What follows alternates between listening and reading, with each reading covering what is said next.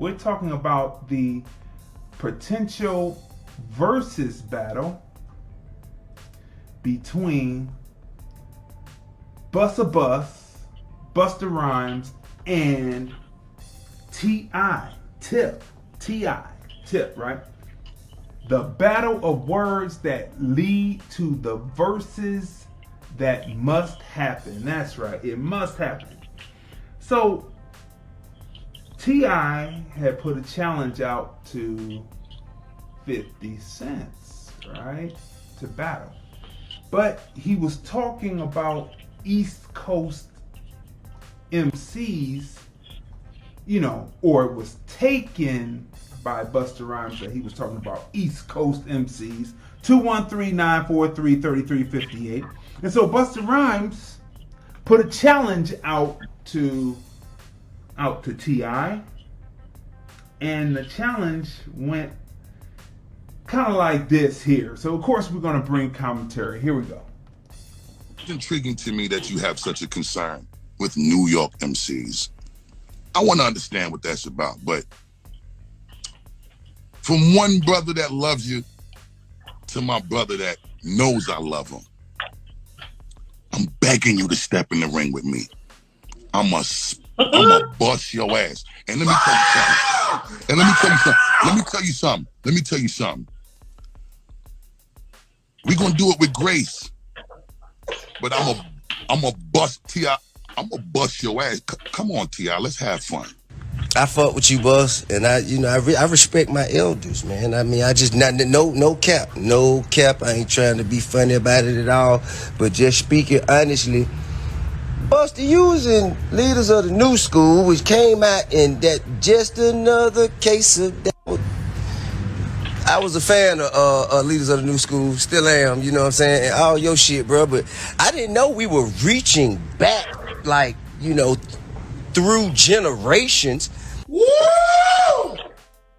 Let me pause this and say, right there, in my opinion, T.I. was practicing Willie Lynch. Willie Lynch. Look up the fictitious but to the point Willie Lynch letter to the slave owners, right? Look up Willie Lynch. And in one of Willie Lynch's prescriptions in the letter is to divide by old and young, right? The Willie Lynch, if you've never looked up Willie Lynch, I don't practice or subscribe to Willie Lynch. And you're gonna see later in this, I edited both together so they could be more coherent for the people to understand what's going on back and forth. I edited it up that way. And I may put it up individually by itself because it tells the story better than anything else that I've seen out there, people doing those choppy edits, right? But so the Willie Lynch, open up with the Willie Lynch letter at the beginning, but he practiced right there. T.I. practiced Willie Lynch. Here we go. Okay, looks like I pulled up the whole letter in here. Hold on. Well, he opens up and he does the greeting, and then he goes into how to tame, keep the slaves at bay and keep them together. Go ahead.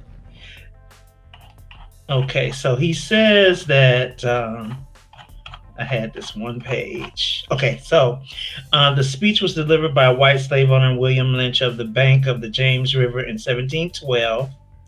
Gentlemen, I greet you here on the banks of the James River in the year of our Lord, 1712.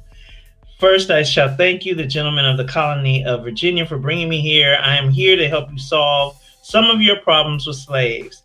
Your invitation reached me on my modest plantation in the West Indies, where I have experimented with some of the newest and still the oldest methods for controlling slaves. Ancient Rome would envy us if my program is implemented. Then he goes on to say, I'm skipping through. In my bag here, I have a foolproof method for controlling your black slaves. I guarantee every one of you that and if it is installed correctly, it will control the slaves for at least 300 years. My method is simple. Any member of your family or your overseer can use it. I have outlined a number of differences among the slaves, and I take these differences and make them bigger.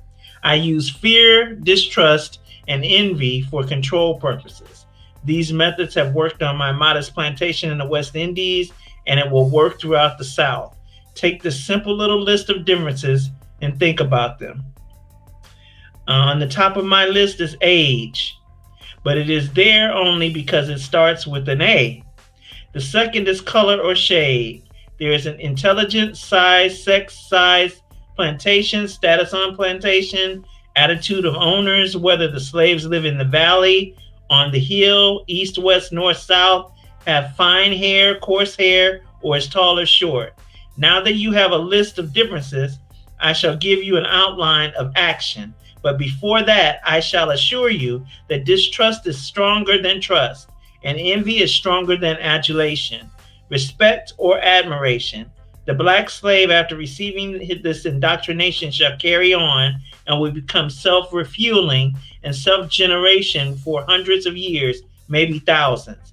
Don't forget, you must pitch the old black male versus the young black male, and the young black male against the old black male. You must use the dark-skinned slaves versus the light-skinned slaves, and the light-skinned slaves versus... We'll stop right there. So the old slave to the new slave. Now, T.I. has worked and appears to be conscious, and of course, Busta Rhymes is definitely conscious as we go through this conversation here. But, and maybe T.I. was using a reverse psychology and saying, I'm not going to go at you because you're older, but at the same time, the darts, in my opinion, that were being thrown still represented Willie Lynch, right? And so we're going to go through this because Busta Bus comes back and says it does. Well, let's just play it. But in my opinion, T.I. operated under Willie Lynch because hip hop is the art form where if you can still do it, it doesn't matter how old you are. You can go into 90s, 100 years old, still doing hip hop if you can put it down over a beat. So here we go. Let's go on. Let's have fun, T.I. This is quick. Let me tell you something. Let's have fun, T.I. That's a huge generational gap there, isn't it? It's just like, and I have a huge amount of just an ultimate, like, like a huge amount of respect for you, exponential amount of respect for you. I can't, you dig what I'm saying? Shh. I mean, the dedicate, man, goddamn, give me Melly Mel then, goddamn. It's okay to let people know that you back down from this versus offer. I can't call out Rakim. Like, if Rakim call, I can't, like, well, how am I? That don't, I fuck with you, boss. I fuck with you. I got, you know what I'm saying? I ain't no disrespect at all now, bro. You know what I'm saying? But y'all wouldn't put Brandy up against Dionne Warwick. It is okay. Ain't that right, Fuzzy, Mr. Connector? It's okay, right? Come on now, let's be honest. It's okay, Tip. You respectfully declined. I guess that's the fancy way to say that you turned down this versus battle. I feel like, but you know what? I feel like, you know what I'm saying, Busta and LL Cool J. You dig what I'm saying? Like, that's the, like, that's, you know, that, you know what I'm saying? You know, yeah, man, you know what I'm saying? Busta was... You know what's funny about that?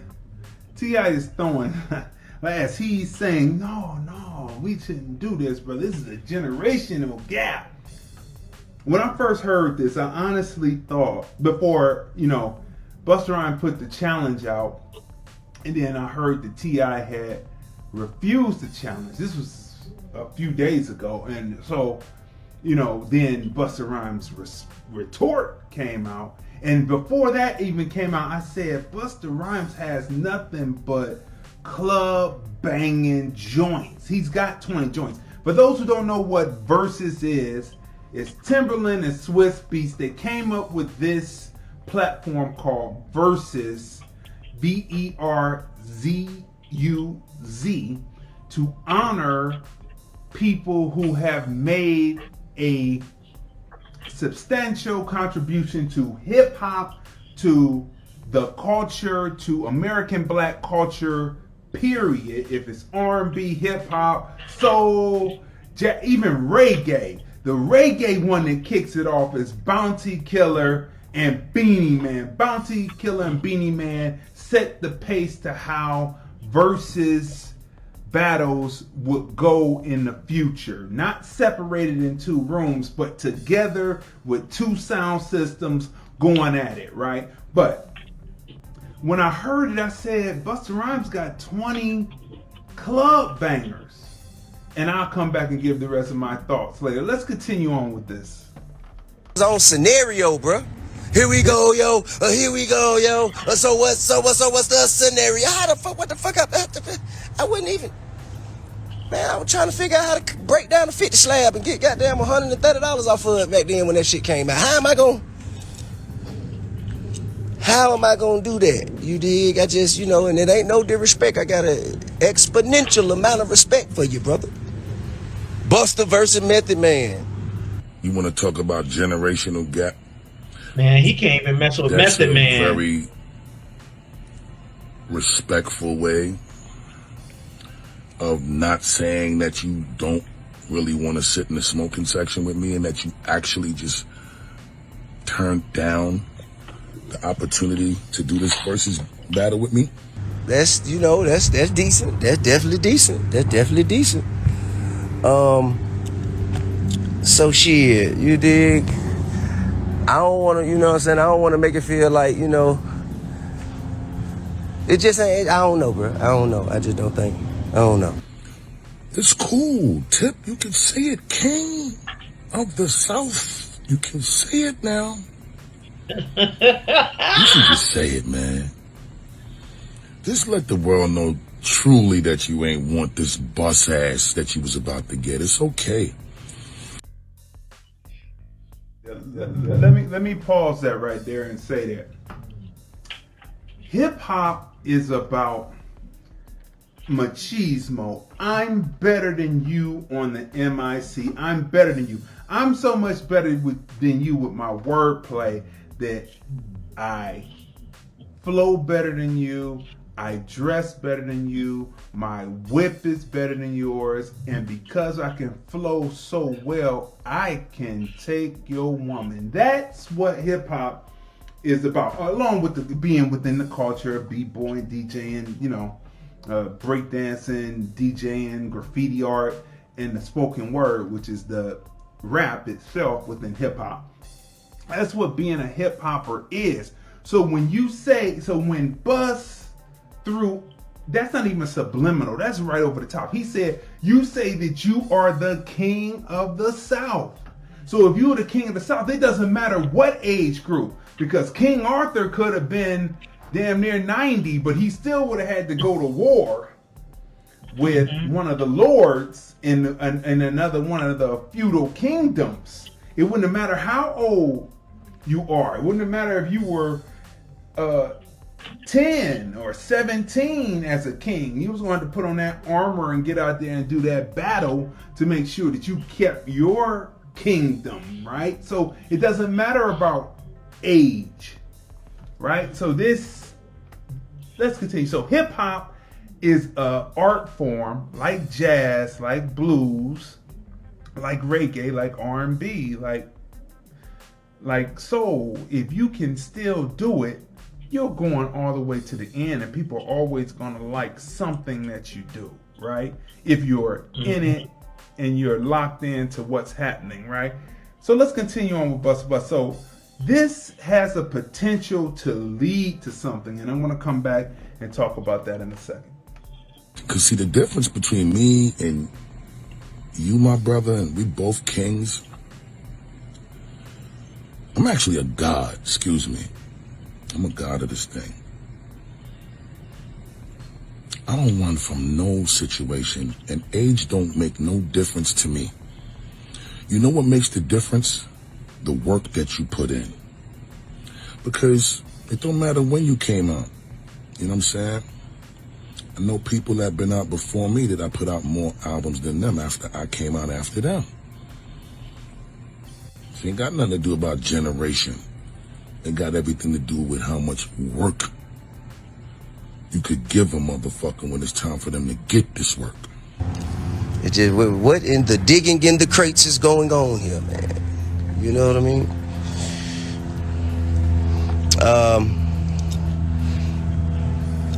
But shit, though, I will say though, man, Busta's one of the most phenomenal talents of our time, man. You know what I'm saying? And motherfucker catalog is thick. Motherfucking catalog is thick. I did my job and I continue to do it. Not only by significantly contributing to the culture, but anytime I needed to hand out a bus ass, it didn't matter if an elder statesman was on stage or a newer artist younger than me was on stage. None of them rules don't factor in when we all gotta get on the same stage and do what we do. What you gonna say? I ain't performing on the same lineup with this artist because he too much younger than me, so it ain't gonna be fair for me to go on and do my job because of a generational gap? No, you're gonna go up there and you're gonna still whoop his ass the best way you motherfucking know how to. Actually, Busta and Fat Joe wouldn't be bad. You was on the Fat Joe show. Shit, you was Busta and Fat Joe. Y'all like right riding in the same, you know what I mean?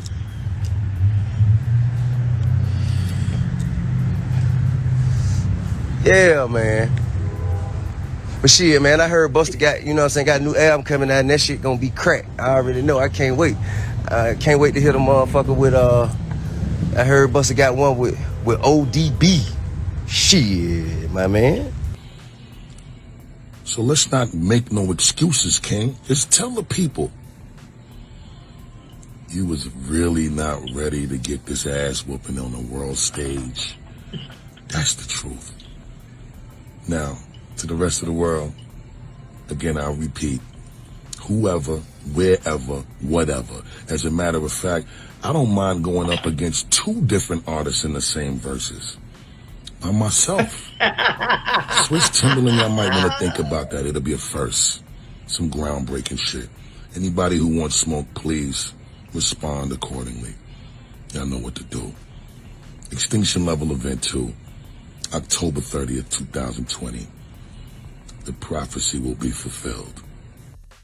All right, people. So look, there is something that is potential to go on with this. This could be, because listen, being out here in Las Vegas and having filmed some things and been around some of the old school hip hop artists and hearing their conversation and knowing, I wouldn't call Busta old school. We talking about going back further, but listening to their conversation and what they say, they are ready at any time, and their whole thing is to come places and conquest places. You understand what I'm saying? Their whole thing is to come and they have been teaming. It's just my opinion, my observation on it. They have been teaming to get, being the hip hop started out in the Bronx, 1973. Kool Herc, right? They have been teaming to get at the South. I can tell you, because the South did something that no other region did, that short of the West Coast. West Coast taught them how to do money, but even though it was still a love there, even though, of course, it was a West Coast, East Coast, West Coast thing, but that was pushed by magazines. But they have done something because they remember the times when the East Coast artists would come in and call them country. I remember sitting with a certain East Coast island that came from Strong Island, Long Island, and he talked about being on tour with, when they first started, being on tour with a group, and they were looking at the people the people in the South and in the Midwest and in the West Coast that were coming up to the bus, and the main artists would say, "Look at all them country. Look at how country they country. So they remember. So Atlanta in particular remembered that, and they have held it since they got in, and now it's becoming intergenerational wealth in this hip hop. And if you want a record that's gonna hit, you've got to have that Atlanta sound, and that's been going for now about the South period. I'm gonna give it since the 90s, mid 90s. I'm gonna give it about 27 years. Hip hop has been in existence for 43 years. That's a substantial chunk of time to be in control of a music, and people have to come to you to get beats, or they have to emulate your beat to make it. This has a potential to open up. I remember that there was a promotional, Outkast had come out with their second album, AT Aliens, and it was at the old Cotton Club that was Verts. And the promotional team, see, I'm a Midwest writer. I deal with my Midwest. I'm about Cleveland, Ohio. I'm Midwest, right? And so I'm a Midwest writer. And I remember that the street teams then were East Coast, in my opinion, jock riders. Okay, they love the East Coast. So even though they had brought in Outkast, and this was Big Boy and Andre 3000, I'll never forget it as long as I'm still breathing. I will never forget this. I remember it was at the club, and there was a certain DJ DJing, and Busta Rhymes came in. So when he says he hands out a whip ass, and he believes in hip hop culture, which is, I am better than you, and at any time I can even commandeer the stage from you. He believes that, and I have seen it in action. This is Busta Rhymes, thin Busta Rhymes with the locks, right? With the Boy Scout and his crew coming in, right? So he comes in. Now, Outkast is done just doing their second song. They're supposed to be promoting so people go out and buy the album. Busta Rhymes comes in, he daps them up, he takes the mic. He said, "I don't care whose stage this is my stage." He just started rattling off. And I remember Big Boy and Andre 3000 back to the back wall where the curtain was, right? And I remember Andre's eyes. Andre's eyes were just looking at Busta Rhymes as he was doing. He came in and commandeered the stage, and he looked up at the. Now see, I'm a Cleveland Midwest writer, and we had historical situations with different rap groups that's going to remain nameless when I DJ some shows. We're going to remain nameless because I've told those stories before, but he looks up at the DJ. Now, the DJ, arguably, the DJ that was up there that was from Cleveland, he wasn't a cutter. He was a blender. It was in his name. And so he wasn't a cutter. He wasn't a cutter, but see, I was a blender and a cutter, right? I could cut, right? So he tells the DJ, so Busta Rhymes' record, he had that yah, yah, yah, yah. And it started off on it didn't start on the 1, it was cut off at the 1, and it kind of started at the 2. So you had to go yah, yah, yah, yah, yah, yah, right? So you had to go yah, yah, yah, yah, right? So you had to hit it because it would go before the downbeat 1 would come. So it was cut off at the 1, and so you had to go or maybe it was cut off at the 2, and it went 3-4. It went 3-4. It went 3-4. Yeah, because it was cut. The 1 and 2 was cut off, so it had to go 3-4. Yeah. So I was mastering. I was cutting that up, cutting that back and forth. So he looks up at the DJ. Now hip hop is about, I'm better than you. And because I'm better than you, I can commandeer your stage. My flows are better than you. So then that means that I'm fresher than you. I got the flyer whipped than you, and I can take your woman. And in DJing, that means that when the challenge comes, you take that challenge and you send them back, packing back to where they came from.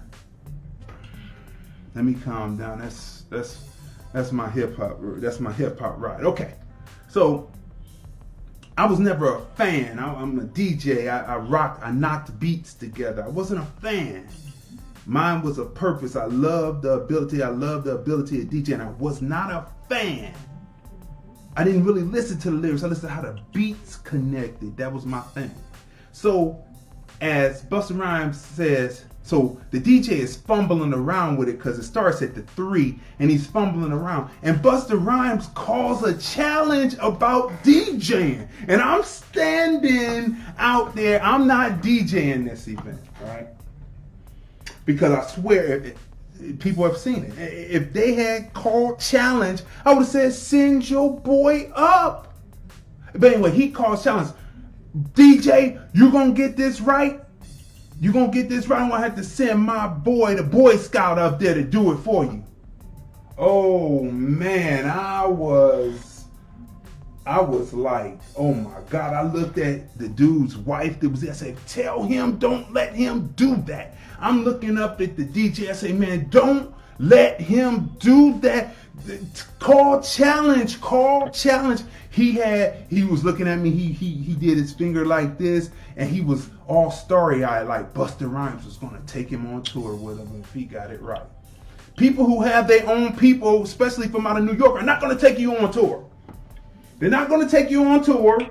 They're not going to take you on tour. Chuck D might be the only one that would take you on tour, but he came from Strong Island. Difference. So I'm sitting there, I'm looking at it, and so finally he gets the record started. But if I had been up there, I would have went, yeah, yeah, yeah, yeah, send your boy up. He would have had to say, it's cool, just like Camp Low said it was cool on the De La Show show at the Peabody's. Said, you want to do your set? I started breaking off audio 2, and I audio 2 goes I was like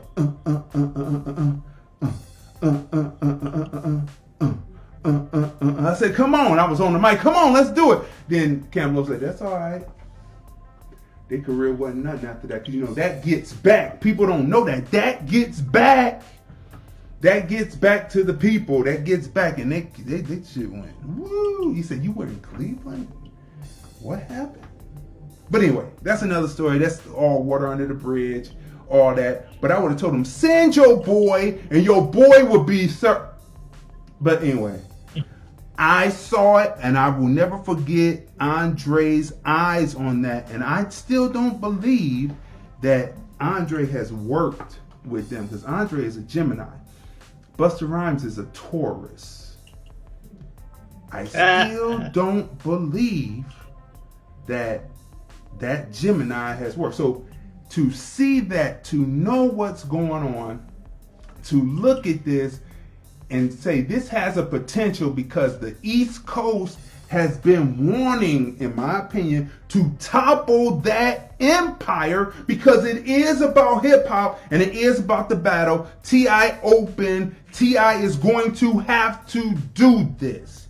And Versus is supposed to be about a celebration, but now it turns more antagonistic, because Busta Rhymes is about flattening and commandeering where he walks in. And I saw it, and that's the story. But I would have been like, send your boy. We're going to see who commandeers today.